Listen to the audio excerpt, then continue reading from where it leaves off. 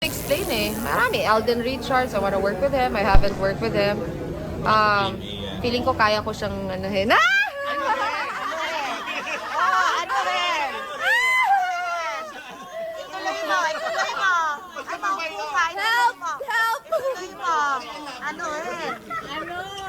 Anong meron kay Alden? Ba't siya ang gusto mong anuhin? Because I wanna get the beast out of him. Ah!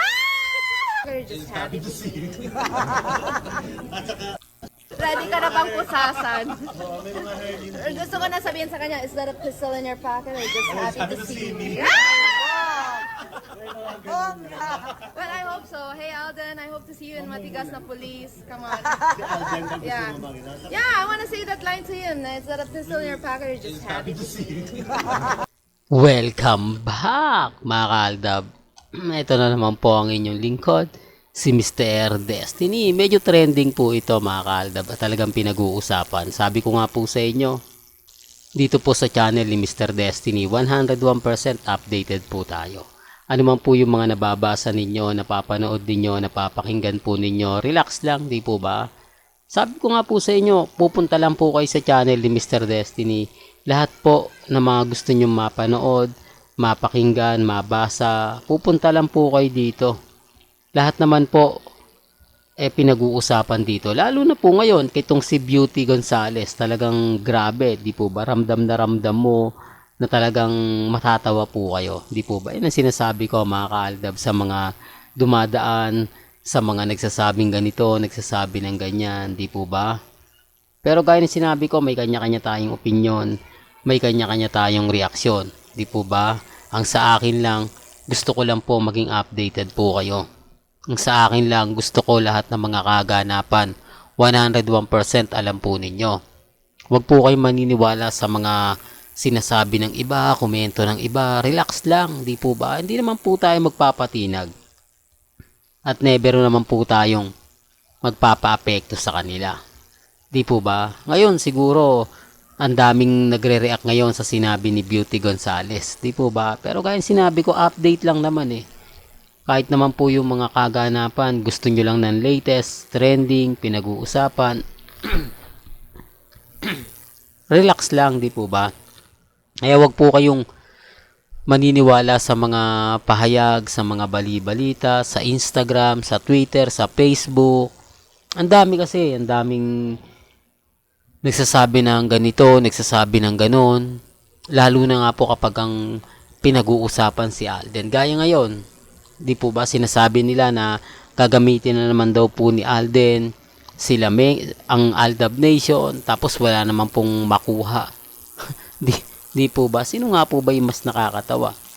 Tapos may magre-react ng ganito, ganyan, etc. etc. Halatang halata naman po eh.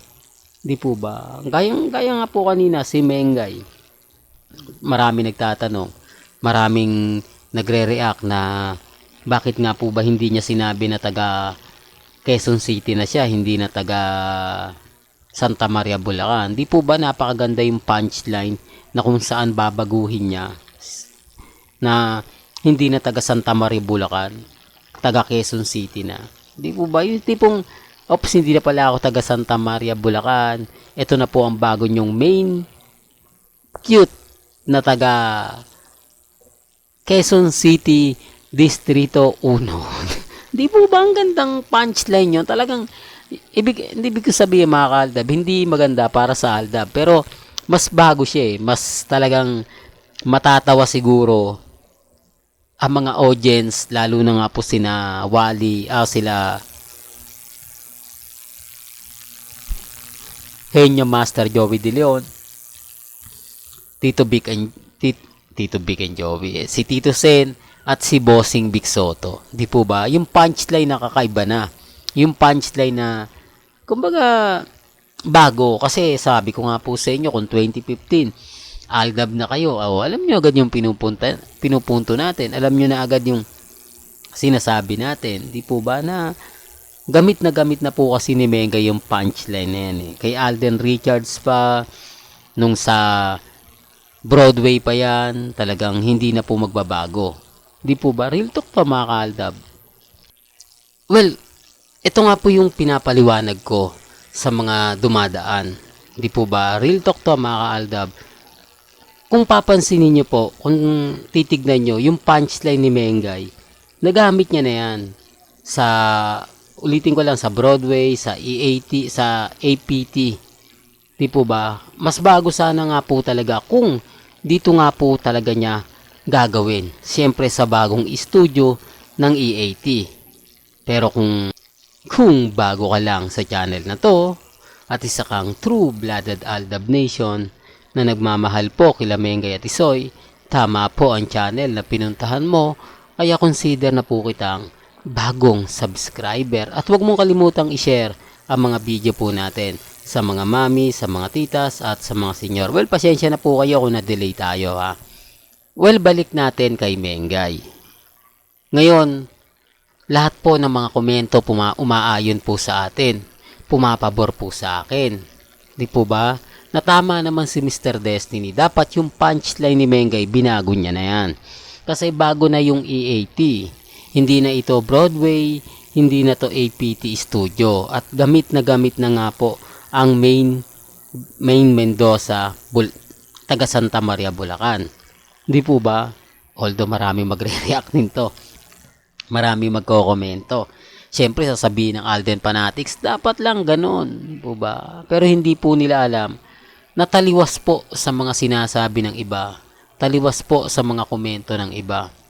Masaya ako, lalo na nga po, sabi ko nga, pagka pinag-uusapan, sila Mengay, sina Alden, di po ba? Alam nyo naman po na dito lang naman po sa channel ni Mr. Destiny, napakaraming ganap, napakaraming update, lalong-lalo na nga po sa mga nagsasabi na fake news ka, Mr. Destiny, lahat ng mga sinasabi mo hindi totoo, lahat ng mga komento mo ganito ganyan, etc. etc. Okay lang naman po. Hindi po ba? Basta sa akin, kung ano lang po yung latest, kung ano lang po yung trending, yun lang naman po yung iba ihahatid natin eh. Sa mga nagsasabi, nako, fake news ka, lahat ng ano mo hindi totoo. Okay lang. Hindi po ba?